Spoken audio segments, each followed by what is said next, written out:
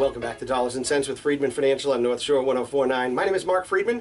I'm President and CEO of Freedman Financial, where we've been providing financial planning and investment management advice to individuals and families all throughout the North Shore, the Merrimack Valley, the southern New Hampshire area since 1968. 1968. I was 2 when Dad started the firm. No, I wasn't in the business then. My father did start the firm back then. He was one of the first financial planners. In fact, if you go to the CFP, I want to say it was the CFP board, but it wasn't at the time. I think it was the Institute for Certified Financial Planners. They created this encyclopedia in the history of financial planning, and my dad's name's in there. It goes back to the 1960s as one of, the founding father, for the first few founding father classes of financial advisors and financial planners. So we've been doing this for a long time. Financial planning has evolved quite a bit over the past 52 years. It used to be financial planning might have just been putting money aside, just saving money. Last week we talked about The Richest Man in Babylon, a story that was written many, many years ago, and how many of the principles of that book still apply today, where the biggest secret to putting money aside to becoming wealthy is saving more than you spend. Basically, whatever comes into the house every week, every month, however you get paid, if you're not taking a fraction of that, a portion of it, 10% of it, and putting it aside, I don't even care if it's going in the bank, maybe soon you'll invest it, just doing something with it, you're asking yourself for trouble. If all you do is spend everything that comes into the house, you're helping somebody else become rich, and you're helping yourself become poor. The way to succeed in doing that, the way to succeed in becoming wealthy, is to save a little bit of everything that you make. You have to do that. Anyways, when Dad started in the firm, that's what it was. It was all about people saving $10, $25. Now people are saving, of course, much more than that. Hopefully you are too. But also starting to think about all of the other aspects of financial planning. Remember, back in the 60s, many people retired with a pension. How many listeners here will retire with a pension? Not many, unless you're working for a municipality, unless you're still with one of the really big firms that are out there that still have an old pension. Perhaps you're in an insurance company or somewhere, but most people do not have pension programs. It's up to you through your 401k, through your 403b, through your 457 plan, whatever it is. That's what's going to be helping you to support your life in retirement, and of course, ongoing savings that you might have as well. One of the things that we try to do early on for many of our children is we set up accounts for them. Now, oftentimes people talk about this term, you've heard this term, the 529 account.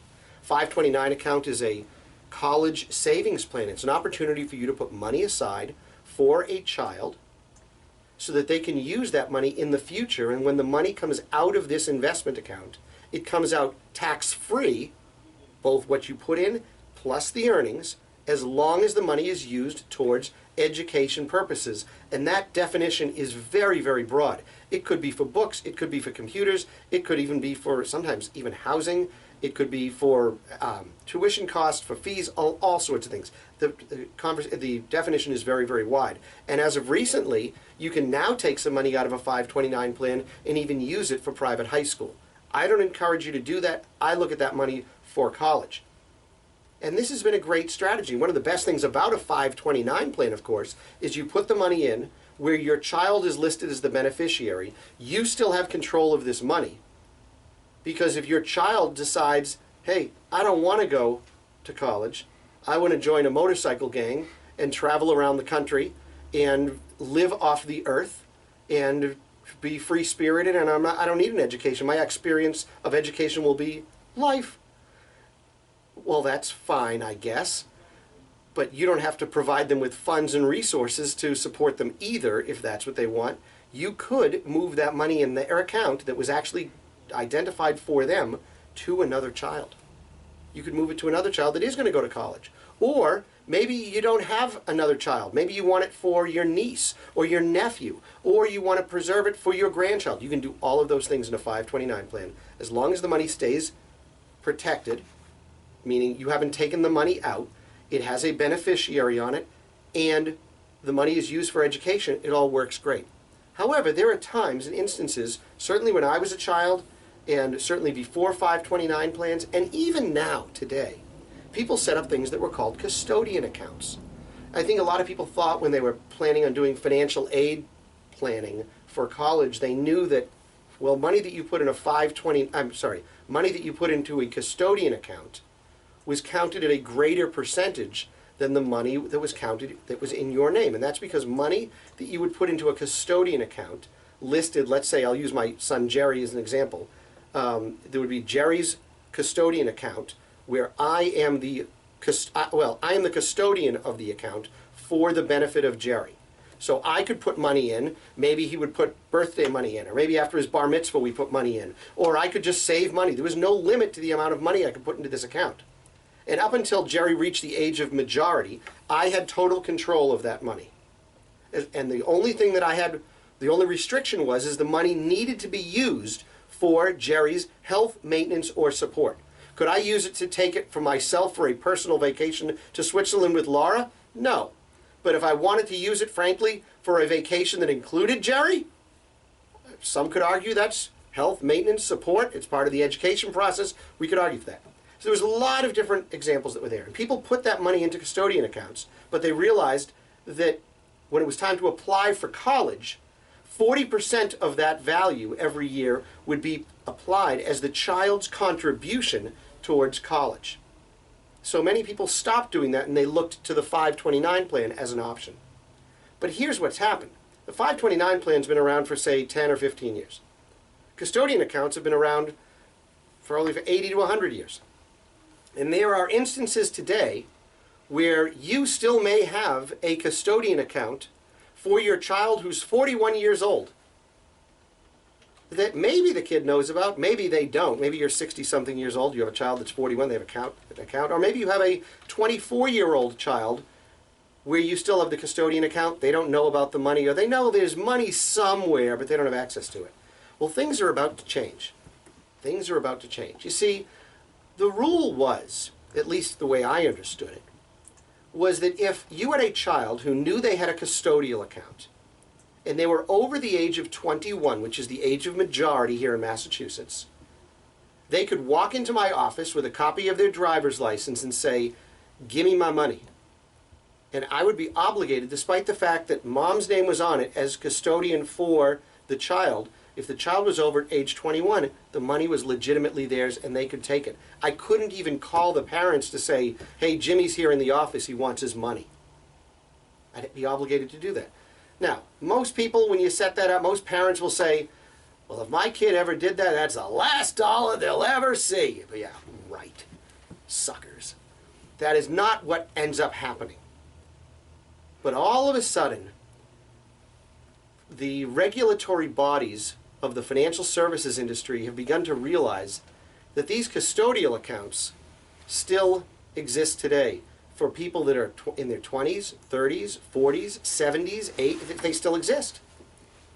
And in reality, we should not be taking instructions. Let's say I was the custodian for Jerry's account, and Jerry is now, or I'll use Mindy because Mindy's 23. So Mindy's 23, and let's say I have a custodial account for Mindy, and I decide, oh, I see Mindy's got some extra cash around. I want to buy some type of an investment in her portfolio. Realistically, if Mindy's 23, should I have the right to be able to do that, considering the fact that it is her money? Now, for decades, it's been no big deal. Until now. The financial services industries are being hit hard by the regulatory bodies. We are hearing this at our own offices at LPL Financial and at Freedman Financial, indicating that, and they've given us the list. Here's the list of custodial accounts held at your office, where the child is over the age of 21. You are required to get the child to convert that account to their name so that they have control and access to the money. Now, if for whatever reason the child says, "I don't want that kind of control, I don't want that," well, you can certainly add mom or dad as a joint owner on the account. But you have to prove that you have to take control of the account. And there are parents that are extraordinarily reluctant to give that up. Yet the law says it's the kid's money. And what's happening now to prevent that is the financial institutions are restricting a parent's ability to make changes to a custodial account when the child is over the age of majority. That process is being rolled out now through the summer and probably for the next year or two. At first I felt bad. I thought it was my office or LPL Financial, who we clear through, that was being asked to do this. And then I found out that one of my children has an account through my mother-in-law that's a custodial account, and they have been told the same thing. So it's happening. So as you begin to think about money that you're putting aside as a custodial account for your child, the rules are going to change here a little bit, folks. It's going to be a little bit different. It's still, you get to still have control until the child reaches age of majority. And even though at 23 or 25 or 27, Johnny might say to you, but Mom or Dad, I still want you to take care of this. I'm not responsible enough to handle this. Well, the registration of the account is going to have to change. You're going to have to change it to a joint account with Johnny and Mommy. However you want to do it, I don't care. Where you can both be collectively involved in the decision making on the account. I look at it that, you know what? It's time for our kids to take some responsibility, for us to give them a little bit of education. If we want to just put some training wheels on the account, we can do that by being a joint owner with them, but let's begin to expose them to how investments work anyways. The financial institutions are starting to force that on us. To do that, I actually think it's a good thing. It's something that has not been followed for decades, and the time has finally come for it to happen. So that's exciting on the exciting, I think. It's interesting. It's a conversation that you need to start to have with your kids because, you know, talking to your kids about money is one of those taboo things, right? The kids will always ask, Daddy or Mommy, how much money do you make? Or are we rich? Or how much money do we have? The kids, you don't want to answer those questions directly, but you might want to expose them to what the mortgage is, what the electric bill is. In fact, just as I was coming into the station today, my daughter Mindy, who lives on her own in Somerville, Charlestown, Somerville, somewhere on that line, she sends me a note. She says, Daddy, is it normal for the electric bill to be higher in the summer? I go, yes, it is, especially if you're using air conditioning. So she was in for a bit of a surprise when she saw her traditional electric bill jump rather dramatically. So, but that's part of it. I mean, we need to bring our kids into the fold. One of the things that I used to do with my kids years ago was when we used to write checks for bills, I used to have the bills collect on the kitchen table. My kids, one of the kids would sit down with me.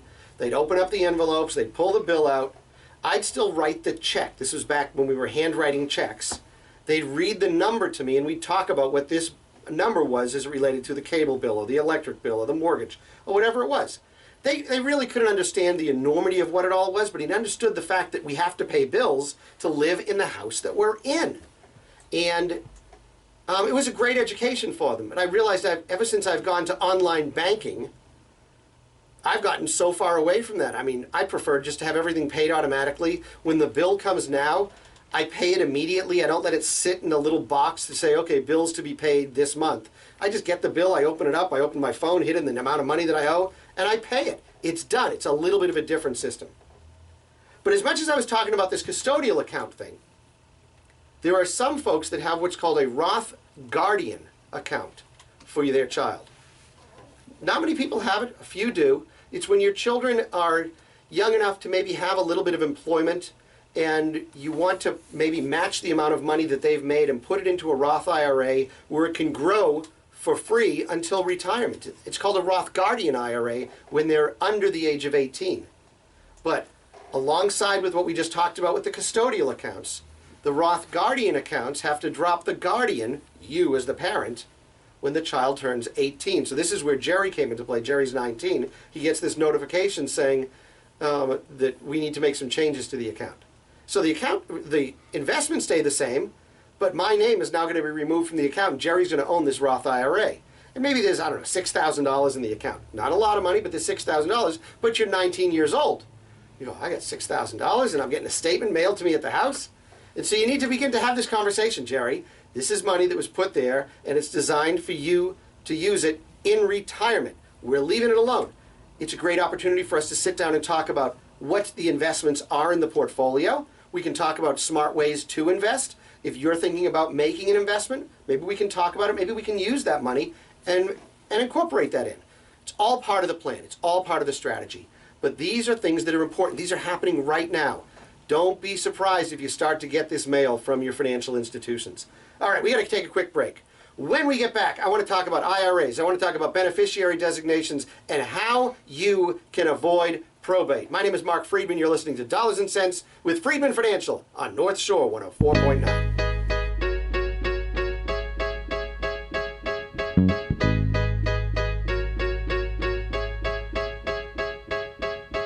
I need a dollar, dollar, dollar, that's what I need. Hey, hey. Well, I need a dollar, dollar, dollar, that's what I need. Hey, hey. Said I need a dollar, dollar, dollar, that's what I need. And if I share with